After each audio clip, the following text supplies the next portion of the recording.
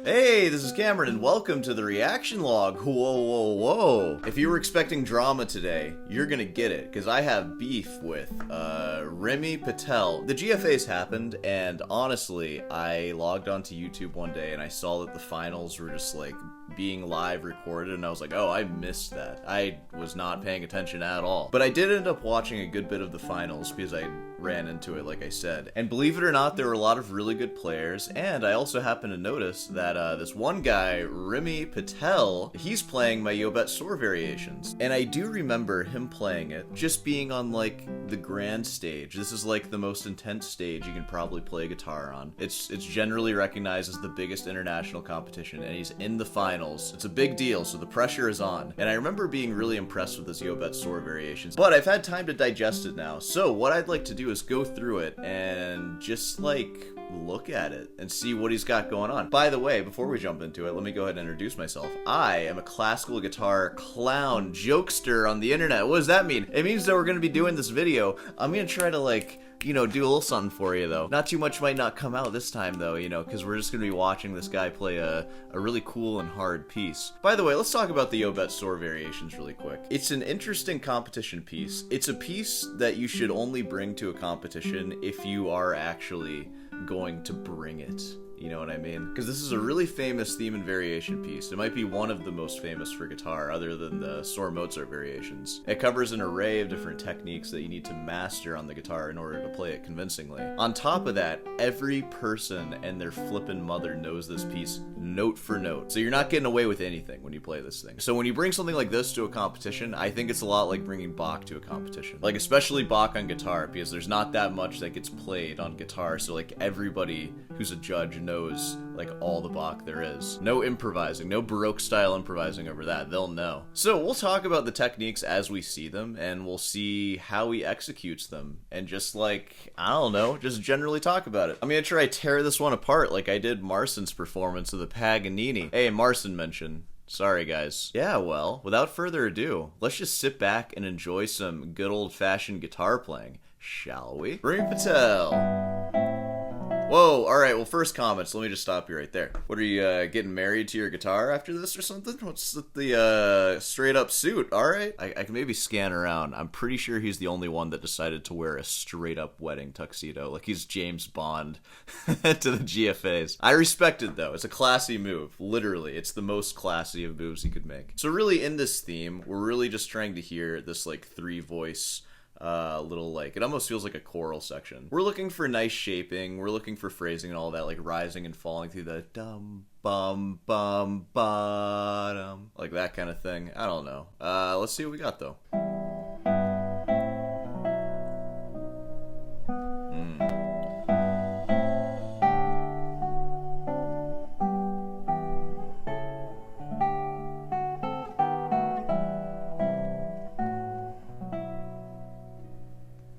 Wow, beautiful phrasing. That last note, I feel like he almost missed that last note because it was so quiet, but it was effective. That was really nice. All the little pauses that you heard, bum, bum, bum, bottom, it repeated a second time too. Really pretty. That's how a melody should sound, by the way.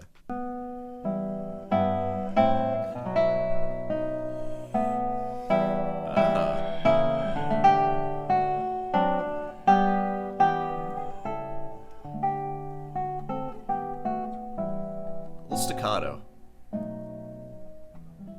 Oh man, just slowing down there. A little staccato on the 8th notes there. Like very stylistic. I thought that was a really convincing theme. That was really nice. That was crystal clear too. Playing this is like a tightrope, and it's not that hard. That's like the easiest thing you're gonna encounter in this piece. But if you biff anything, like everyone knows it. Alright, moving on. This is the thing that kind of got my attention when we started playing it. Just, let's see what happens.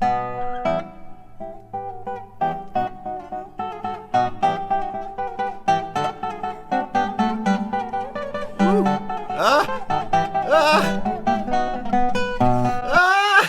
So he's obviously doing this, like, big overarching accelerando thing, which musically, like, I don't think I'm crazy about. Which, hold on, before I say too much about it, let me go ahead and let him finish it out so we can get the full effect. Sorry.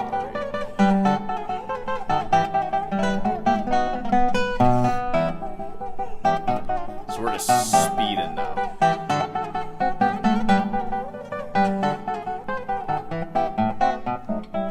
As quick as it began, it ended. He's playing it super fast, and it's just still crystal clear. Like, oh my god. I feel like some of the music's effectiveness is kind of lost at that speed, though. Because you get this... It almost feels like Pirates of the Caribbean, like, action scene. And the action turns from this well-paced, like, sword fighting to just, like, cannonballs just sinking your ship in 10 seconds. At that speed, where it's just like you have no time to like really hear it. And again, there's no arguments I can make about it being like not well played enough, or like it's too sloppy at that speed. Oh, and he also started the first time with sliding, like yada yada dum.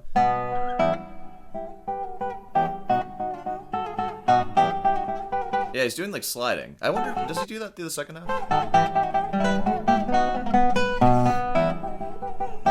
Oh yeah, he is.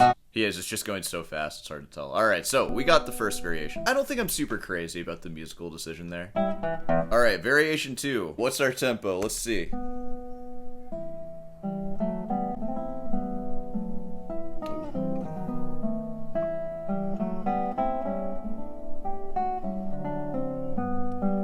He's always rolling those 3-note chords, except for here. I don't think he did it that time. That's nice. Yeah.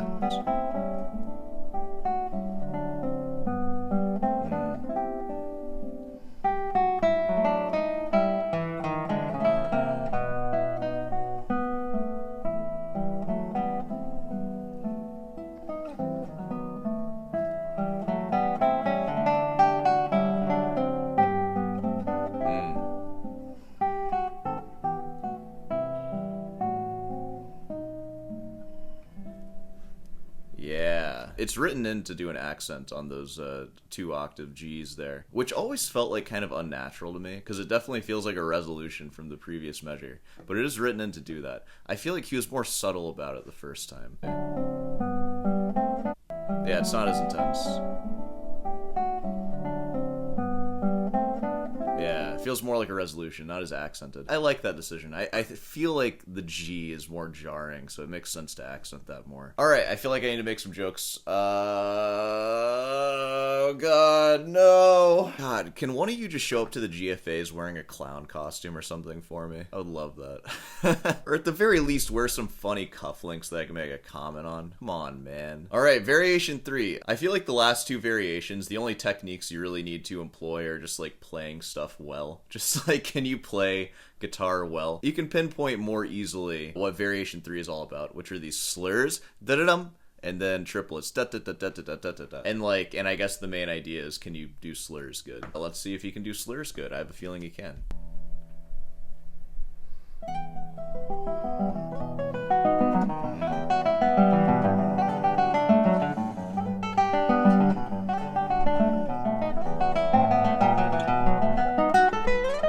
Yes, he can. My teacher and I were actually talking about this, and he said that something that he feels like should get a lot of attention, that he thinks hasn't gotten attention in a lot of recordings he's heard, I guess, is that the 3/4 pulse can be lost. And like a lot of these variations, like especially as they get more shreddy, but in this one especially, it's pretty darn clear hearing him play it. Let's hear the repeat.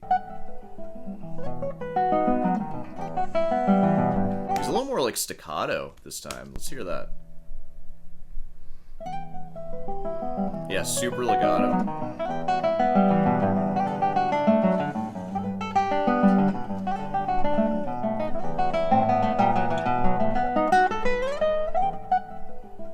And then staccato. That's fun.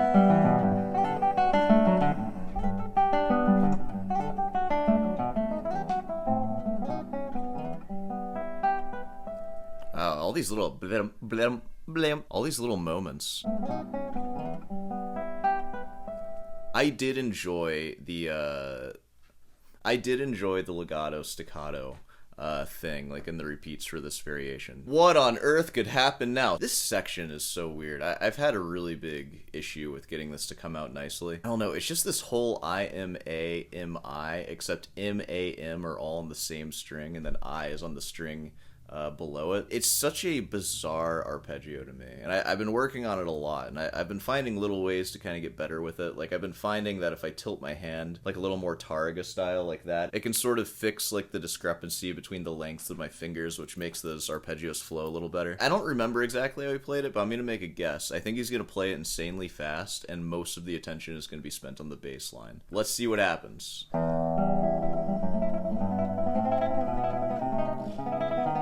Oh my god, dude.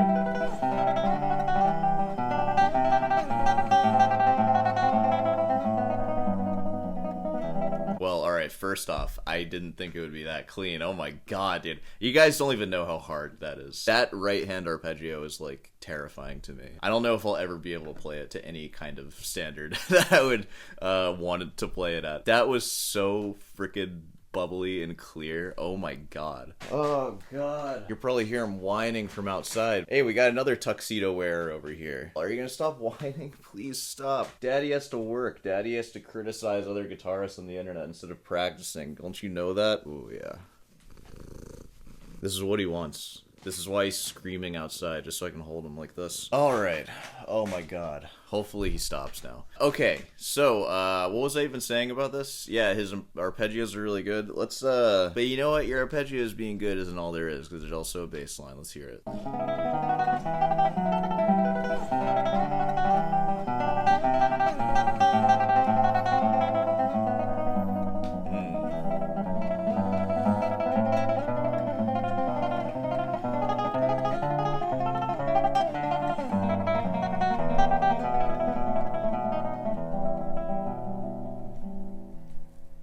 Wow, it was beautiful. Under any standards, like, what can you say about that at all? If I were to try to say something, I'd maybe say it was a little breathless. It could have breathed a little bit, maybe, but I mean, good for you for being able to do that, because that's really hard. This one's really weird. This is, like, one of the reasons why I wanted to learn this piece, because my PI, like, relationship that I have, they just don't work that well together, and they should, because PI is, like, one of the most important things you have at your disposal as a classical guitarist. This is all P, I, and then M on the next string. But these last two variations, they're kind of arpeggios that all take place on one string. Kind of like tremolo, I guess.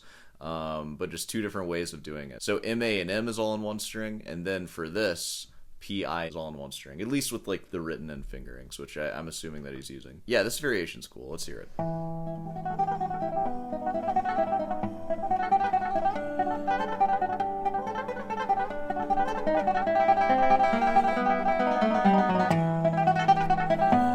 Yeah, it's pretty shreddy. It has this cool, like, overarching triplet rhythm, too. Like, obviously, because it's broken up into 6 triplets. Like, 6 eighth notes divided into triplets. So you get this, like, almost 6/8 feel, I guess. It's kind of cool.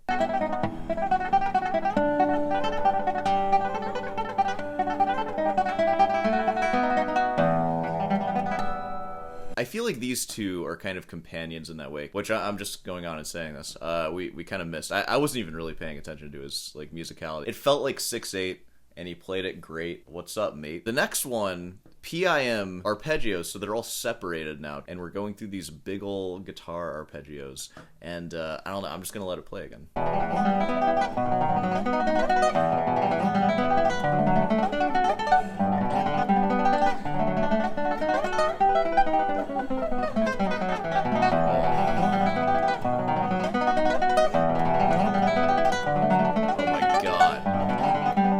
Yes! Wowee, huh? Yeah. Again, he's playing fast through all this. Like, there's just no time. There's a lot more time in the theme and, like, the slower variation. But, man, all of these are just, like, super quick. Despite being quick, everything is still crystal clear. It's like, it's all there. Now, finally, we get a slower variation. It's very romantic and, like, chromatic and stuff. It's very sappy. We'll see how he does this. Are you even listening? No. Sorry, what? No, I'm not listening at all. You get it. Like, casual for the first date, Yes, low-key. that's It's great. better, exactly. Yeah. I use loops, too. I'm not sponsored by them. Whatever. Dang, dude, they're just trying to take away all of our senses. Loop, sleep mask. Alright, let's see what we got.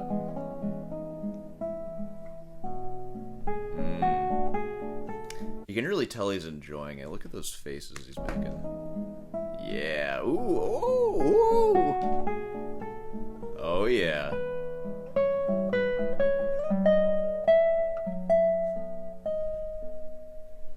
What was that little hand? So this is an interesting one. You really see the character of the player come out when they have these slower, more romantic sections. Look at that little hand flick there, like he's flicking away bad vibes.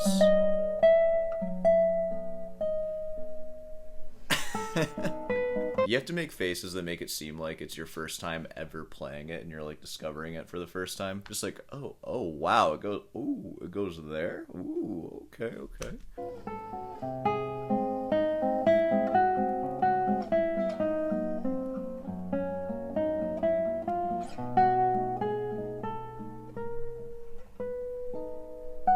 I'm sorry to bring up Marson again, but I feel like I need to do this. Comparing the quality of this recording, which this is like an actual classical recording. Like, you can hear the clarity and the dryness of the note. Like, there's not really much reverb on this stage. Like, what we're hearing is pretty, like, minimally processed. They're probably just picking up stage reverb, and there's not, like, a whole lot. It's not like a huge cathedral or anything. I know you guys are so tired of Marson, I'm sure. But the difference in recording quality is so...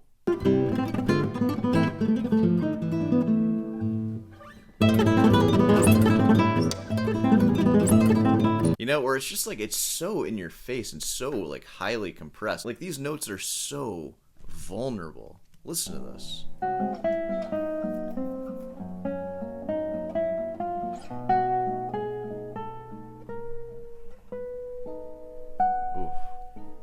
That's like dynamics, right? Like, you can really hear these dynamics.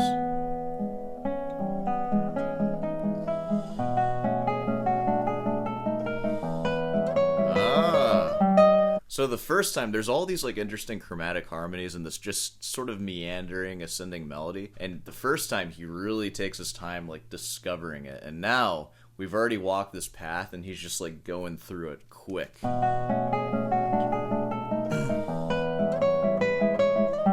I consider that like the first time you're exploring the harmony, and then the second time you're injecting a little more power and like energy into it to see the heights that it can take you. That's nice.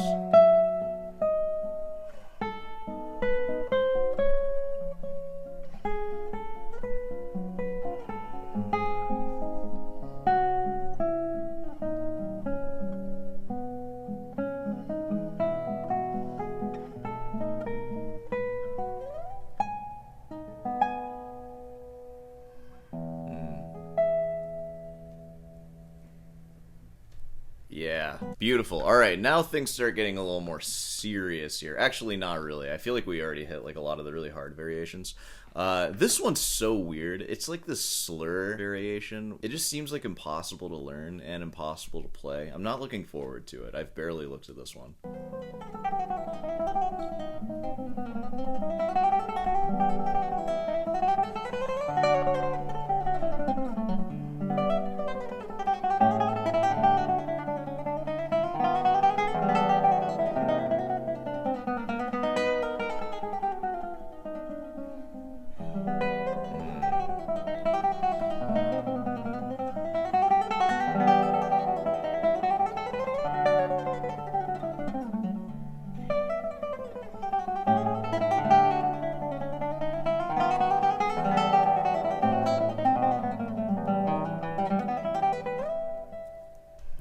I feel like we're just kind of getting through that one, you know? We're starting to get into the Polifia variations. This one and then variation 10, I consider the Polifia variations. Like, this one, it's going to be beautiful. You get all these overlapping harmonics and stuff. I mean, let's just see. Yeah, you know? It's like a whole new instrument.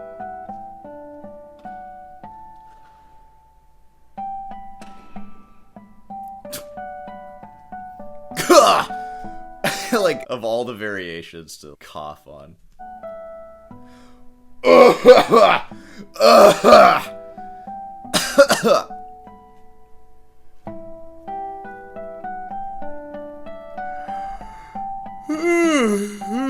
man. Where do you guys want to go to eat after this? Alright, great. This is a left-hand only variation. The favorite variation of people who started on electric guitar, of course. What are the things in here? So, again, it's in 3/4. We would ideally want to hear this pulse on the beginning of each of these tuplets here, which is hard to do because sometimes you're ending on a pull-off. Like, it looks like 4/3. You might end on a pull-off there, which, like, naturally a pull-off is going to have less volume, of course, and like a hammer-on will have a little less volume unless you're like really hammering on. So I think fingering this is a challenge to like get the pulse to come out. So let's see how his goes. Okay, so he went with the tried and true method of just playing it as fast as he possibly ever could dream of. That's so fast. Let's...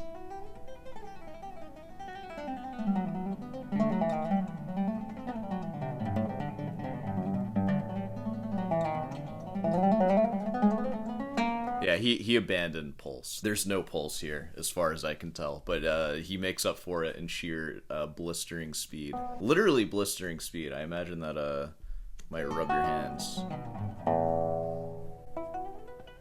Palm muting.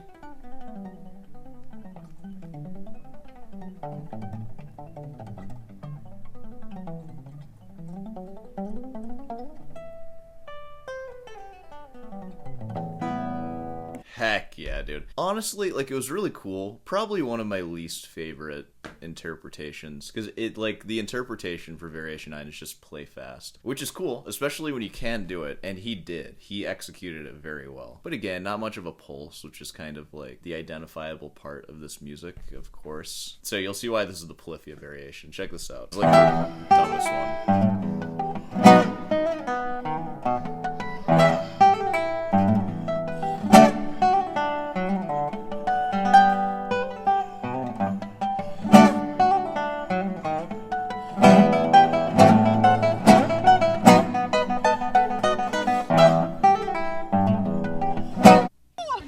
What? In the middle of the variation, we're gonna watch some... Oh. Oh. Wow. Oh. Trying to close your ears, close your eyes, open your nose, though? What is the government trying to do to us?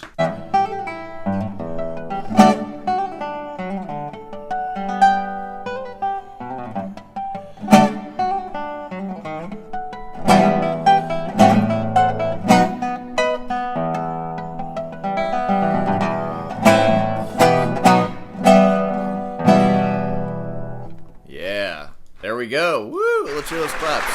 Yeah, you played it! Woo! Guys, don't worry, he's 29. I have a year to get that good. I think I can get there. Yeah, this, like, Variation 10 is just dumb. Like, I just don't really like it. I feel like whenever I hear people play it, it always feels weird. This whole, like, forte chord section always feels weird to me, too. Like, I hate how, like, kind of agile and delicate everything is, and then you just have these big, like, brutish chords, just like, I don't know, it just doesn't make sense to me. It sounds like a Polifia song. That's how I feel about it, and it's like, what is this Polifia song doing in my, like, classical music? What is this crap? But yeah, that was Rumi Patel playing the Llobet Soar variations.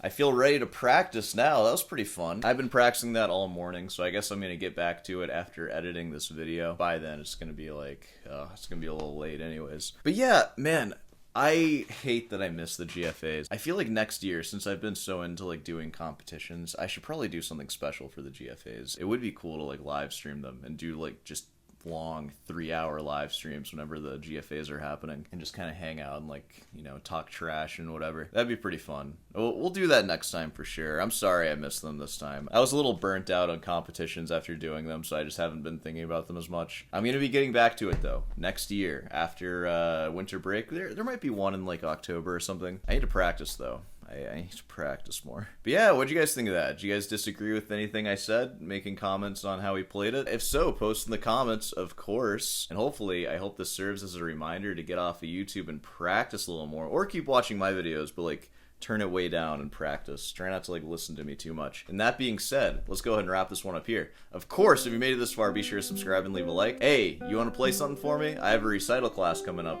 this Sunday. Every Sunday, during the summer at least. Oh, I've been getting a lot of emails from AI companies asking me to sponsor them. Should I do that? Post in the comments if I should be sponsored by an AI company. Oh, and of course, Rootin's Delight, there's merch. And yeah, alright, well, I'll see you in the next one.